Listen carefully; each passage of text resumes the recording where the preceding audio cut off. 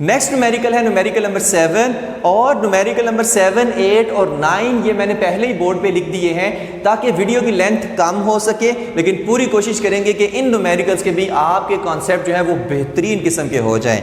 तो numerical number 7 है sodium light of wavelength 589 nanometre is used to view an object under a microscope.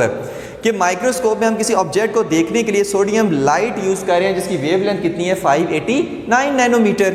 If the aperture of the objective is 0.90 centimetre और उसमें जो lens है, lens का aperture कितना है यानी डायामीटर कितना है 0.90 सेंटीमीटर यानी कि 0.90 इंटू 10⁻⁻² मीटर, ठीक है, डिवाइडेड बाय 100 करते हैं सेंटीमीटर से मीटर में करने के लिए।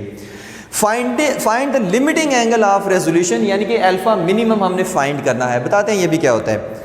उसके बाद है सेकंड पार्ट इसका, using visible light of any wavelength what is the minimum limit of resolution for this microscope.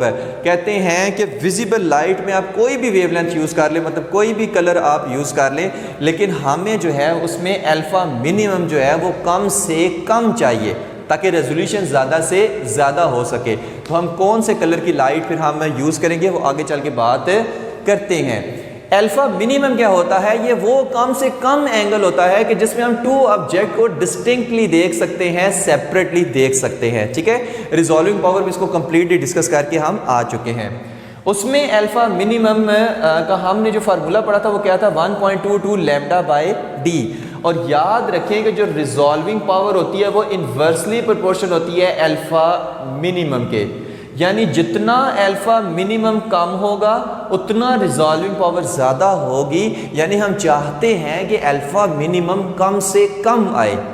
तो पहले हम ये जो डाटा दिया हुआ है इससे अल्फा मिनिमम निकालते हैं, फिर हम देखते हैं कि विजिबल लाइट में हम कौन से कलर की लाइट यूज़ करें कि अल्फा मिनिमम कम से कम आए जिसकी वजह से रिजॉल्विंग पावर ज़्यादा हो सके।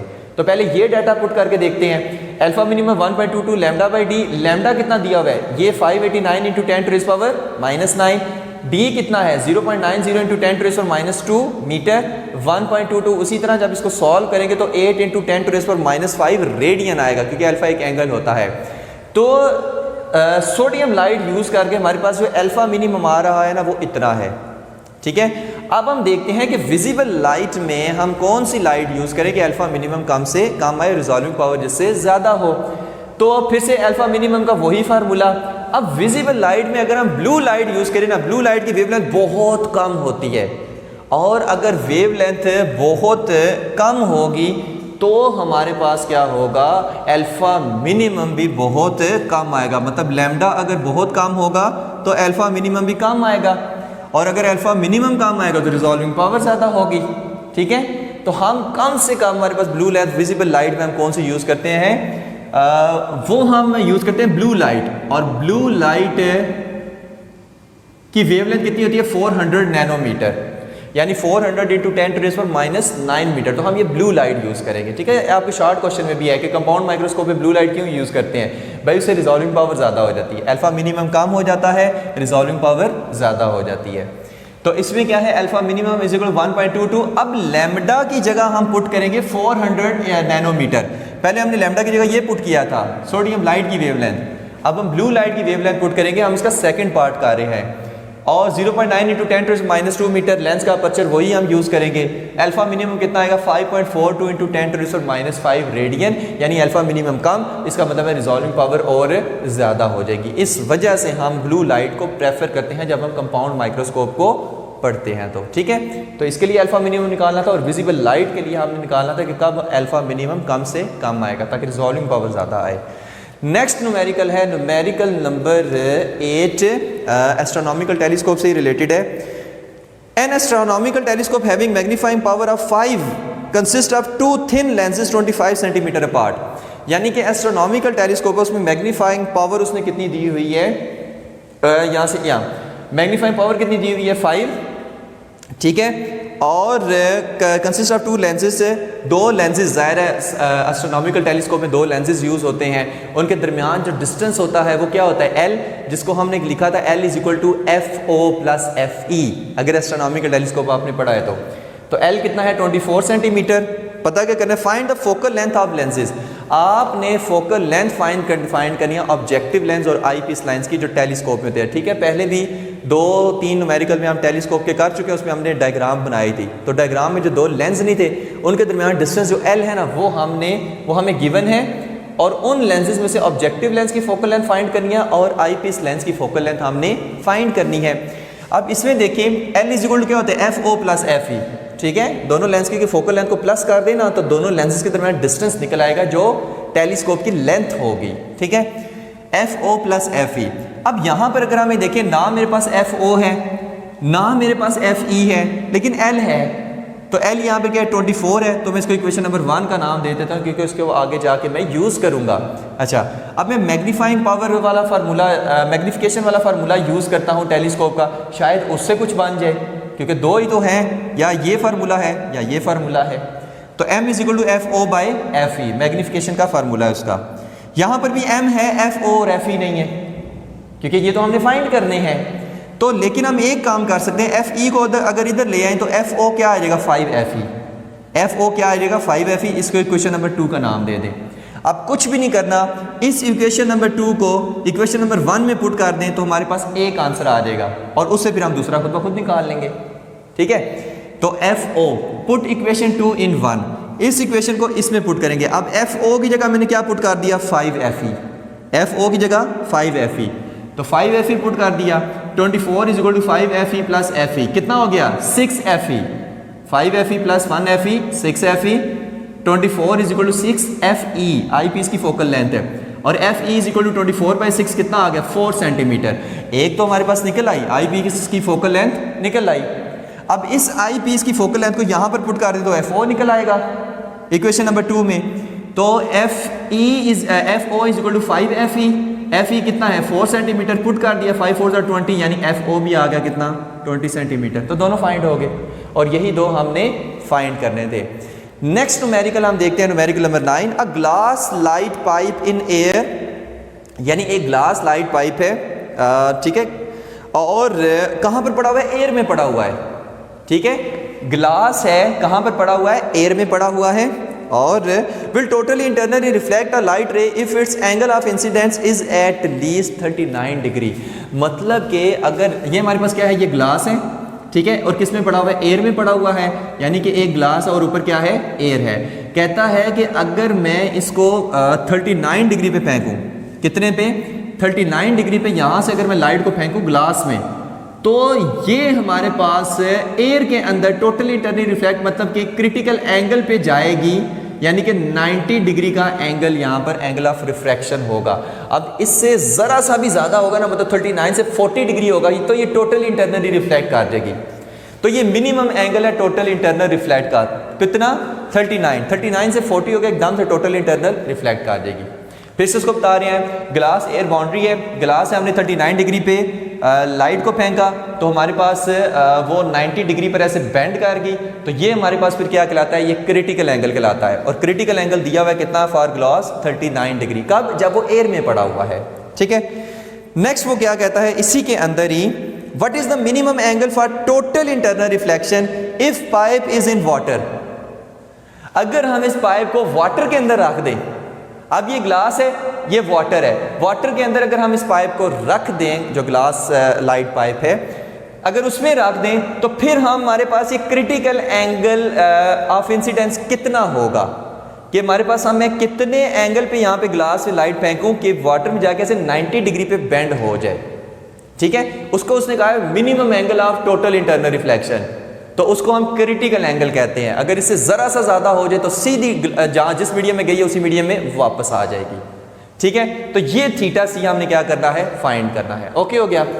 अब इसके लिए हम फाइंड करते हैं, स्नेल्स लॉ हम लगाते हैं। इसके लिए क्या करते हैं, स्नेल्स लॉ लगाते हैं। एक बात बस याद रखें, उसके बाद इस न्यूमेरिकल पे जाते हैं, हलवा इंशाल्लाह हो जाएगा, कि जिस मीडियम में आप लाइट को फेंकते हैं ना, उस मीडियम का रिफ्रैक्टिव इंडेक्स आप n1 लेते हैं, और उस मीडियम से जिस दूसरे मीडियम में लाइट जा रही होती है उसके रिफ्रैक्टिव इंडेक्स को n2 लेते हैं, उसके रिफ्रैक्टिव इंडेक्स को क्या लेते हैं, n2 लेते हैं।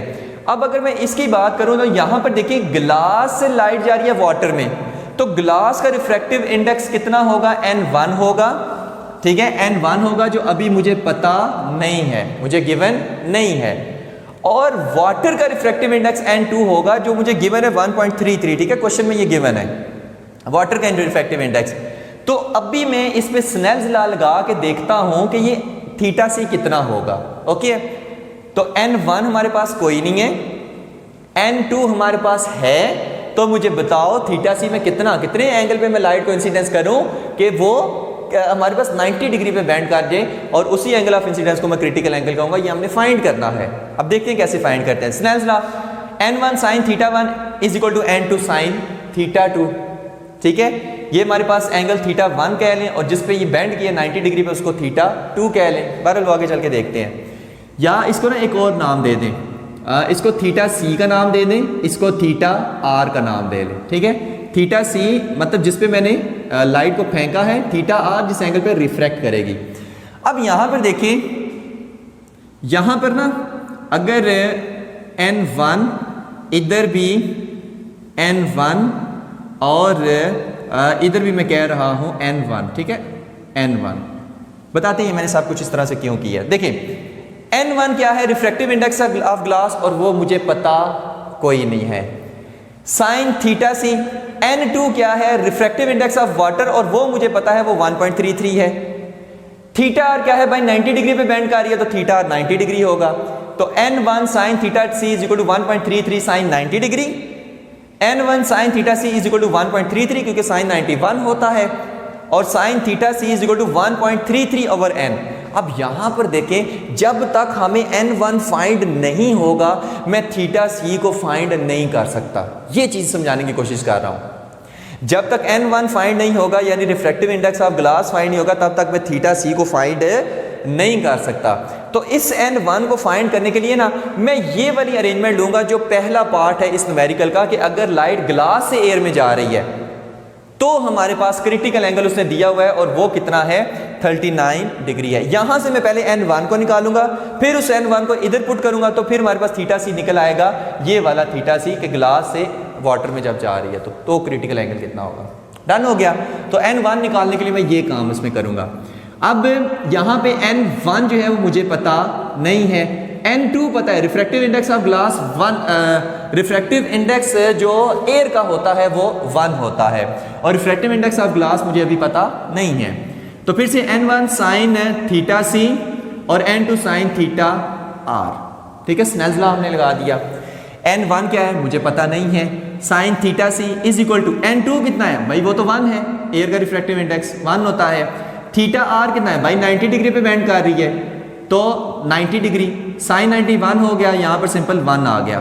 n1 sine theta c is equal to 1, n is equal to या n1 is equal to 1 over sine theta c, sine theta c इधर जाके डिवाइड हो जाएगा तो 1 ओवर साइन थीटा सी।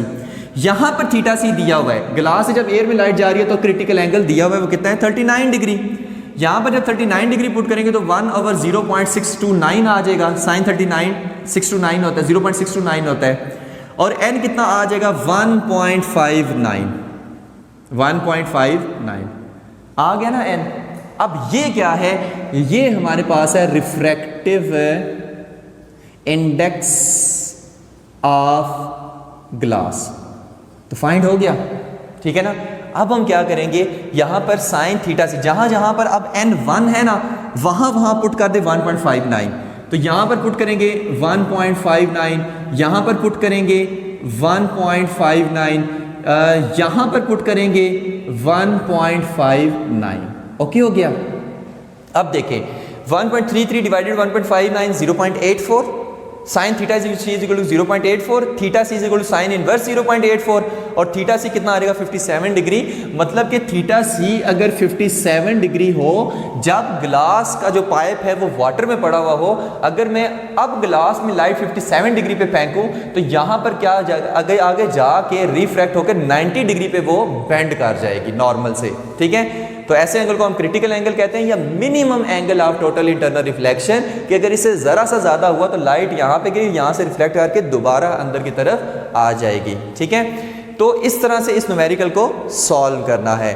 तो ये था हमारा न्यूमेरिकल नंबर 9। लास्ट न्यूमेरिकल है न्यूमेरिकल नंबर 10 चैप्टर नंबर 10 का।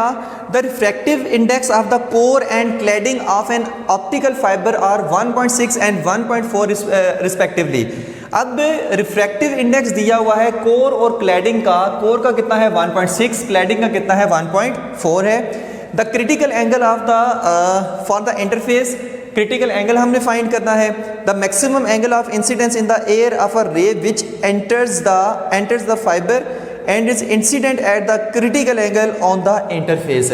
बताते हैं इस न्यूमेरिकल में कहा क्या गया है। देखिए पहले ना इस न्यूमेरिकल को समझें।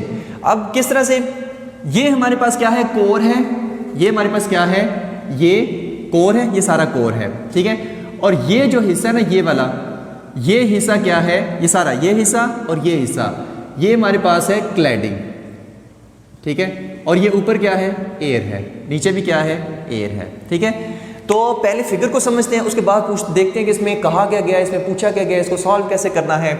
ये कोर है, मतलब ये कोर और उसके ऊपर ये क्लैडिंग, ये क्लैडिंग।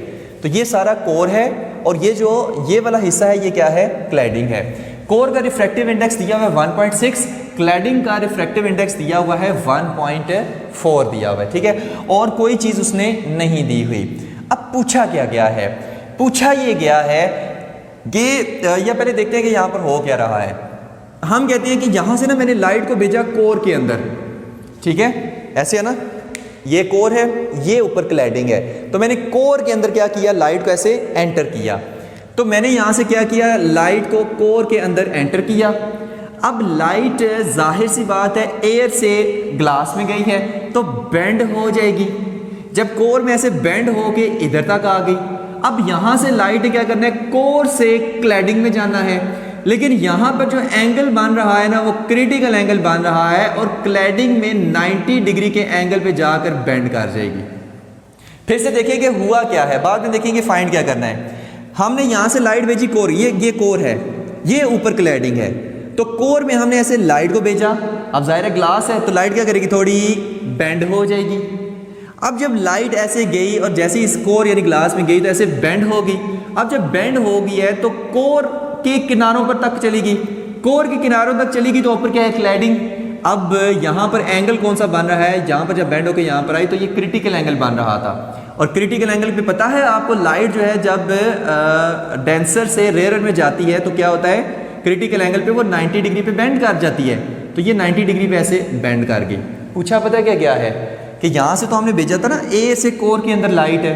तो जब ए से कोर के अंदर लाइट भेजी है तो ये जो θ1 है, ये एंगल कितना है, θ1 मैक्सिमम एंगल ऑफ इंसिडेंस, ये कितना है। तो ओके हो गया, ये हमसे पूछा गया है।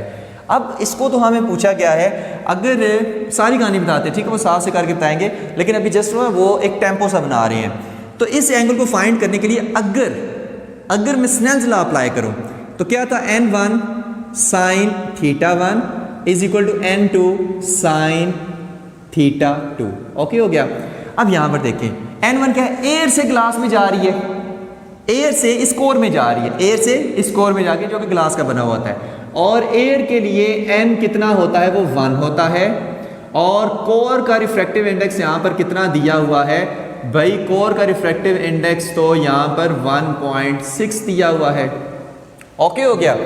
तो n1 भी है, n2 भी है, इसको मैं n2 का नाम दे रहा हूँ, n2 का 1.6 है, क्योंकि जिससे लाइट आ रही है वो n1, जिसमें जा रही है वो n2 रिफ्रैक्टिव इंडेक्स है। अब n1 भी है, n2 भी है, θ1 हमने क्या करना है, फाइंड करना है, और θ2 हमें पता नहीं है। अब अगर θ1 मुझे फाइंड करना है तो मुझे n1 भी पता होना चाहिए, तो भाई पता है, n2 भी पता होना चाहिए, भाई पता है, θ2 भी पता होना चाहिए जो मुझे पता नहीं है। और θ2 क्या है, ये वाला एंगल ऑफ रिफ्रैक्शन, ये है हमारे पास θ2, ये हमारे पास क्या है, θ2 है। यानी कि यहाँ से बेंड होकर ऐसे रिफ्रैक्ट कर गई ना, तो कितने एंगल पे रिफ्रैक्ट की भाई, θ2 पे रिफ्रैक्ट की। ओके हो गया। अब ये θ2 अगर मुझे किसी तरीके से फाइंड हो जाए तो मैं वो यहाँ पर पुट करूंगा, फिर मेरे पास n1 भी होगा, n2 भी होगा, θ2 भी होगा, तो मैं θ1 आराम से फाइंड कर लूंगा। तो θ2 को फाइंड करने के लिए पहले मुझे θc को फाइंड करना पड़ेगा, यानी क्रिटिकल एंगल को फाइंड करना पड़ेगा। थीटा 2 को फाइंड करने के लिए पहले मुझे क्रिटिकल एंगल को फाइंड करना पड़ेगा, उससे फिर मैं थीटा 2 को फाइंड करके यहाँ पर पुट करूंगा तो मेरे पास थीटा 1 निकल आएगा आराम से। तो अब मैं फाइंड करने वाला हूँ थीटा सी को। अब थीटा सी को फाइंड करने के लिए हमारे पास ना दो मीडियम है यहाँ पर, कौन कौन सा, एक ये कोर है, एक ये क्लैडिंग है। तो कोर और क्लैडिंग को यूज करके हम थीटा सी को फाइंड करेंगे। अब कोर और क्लैडिंग को कैसे, दोबारा से हम स्नेल्स लॉ लगाएंगे, n1 sin theta c is equal to n2 sin theta r. अब यहाँ पर n1 क्या है, अब यहाँ पर लाइट कोर से क्लैडिंग में जा रही है, तो कोर का रिफ्रैक्टिव इंडेक्स n1 अब हम लेंगे जो कि 1.6 है, और क्लैडिंग का रिफ्रैक्टिव इंडेक्स हम n2 लेंगे जो कि 1.4 है, क्योंकि कोर से क्लैडिंग में जा रही है। क्लैडिंग का कितना है 1.4, कोर का कितना है 1.6 है। तो अब n1 हमारे पास कितना है 1.6 है, थीटा सी हमने फाइंड करना है, n2 हमारे पास कितना है 1.4, थीटा आर कितना है भाई, एंगल ऑफ रिफ्रैक्शन तो 90 डिग्री का आ रहा है, मतलब यहाँ से बेंड करके 90 डिग्री में बेंड कर गया है, तो थीटा आर कितना है 90 डिग्री है। तो सारी वैल्यूज हैं, थीटा सी हम फाइंड कर सकते हैं भाई, बिल्कुल कर सकते हैं। तो करते हैं फाइंड, 1.6 साइन थीटा सी, 1.4 साइन 90 डिग्री, साइन 91 होता है, तो यहाँ पर 1 आ गया। उसी तरह बाकी वैल्यू साइन थीटा सी, अब 1.4 को उधर ही रहने दे, 1.6 को नीचे जाके डिवाइड कर दे, तो 1.4 divided by 1.6, theta c is equal to sine inverse 1.4 divided by 1.6, और theta c is equal to 61 degree. मतलब कि ये क्रिटिकल एंगल हमारे पास यहाँ पर कितना आ रहा है, 61 डिग्री आ रहा है। फाइंड हो गया फाइंड है। अब हम क्या करेंगे, यहां पर गौर से देखना है कि ये टोटल एंगल कितना, ये वाला, ये ठीक है, यहां से देखिए ना, ये था ना हमारे पास है, और मैं कह रहा हूं कि ये कोर क्लैडिंग की बाउंड्री थी, ठीक है, यहां पे ये एंगल कितना है, ये एंगल है 61 डिग्री, ठीक है, ये एंगल। और अगर मैं कहूं कि ये पूरा एंगल ये कितना है भाई, ये तो 90 डिग्री है, तो अगर मैं 90 में से 61 डिग्री को माइनस कर दूं तो थीटा 2 नहीं निकल आएगा। अगर मैं इस पूरे ये जो 90 डिग्री है इसमें से 61 डिग्री को माइनस कर दूं तो थीटा 2 निकल आएगा, ये वाला थीटा 2। ठीक है, इस बात की समझ आई है या नहीं आई, देखते हैं। तो थीटा 2 निकालने के लिए 90 माइनस 61 डिग्री करूंगा तो हमारे पास क्या आ जाएगा, 29 डिग्री, यानी कि थीटा 2 कितना होगा, ये होगा 29 डिग्री होगा। तो देखिए 61 प्लस 29 ये 90 डिग्री नहीं बनता, 61 प्लस 29 ये 90 डिग्री बनता है। तो 61 जो है वो क्रिटिकल एंगल, अब ये पूरा एंगल कितना था 90 डिग्री, 90 में से 61 को माइनस किया तो 29 आया, मतलब ये वाला एंगल 29 होगा, ये वाला एंगल 61 डिग्री होगा। ओके हो गया।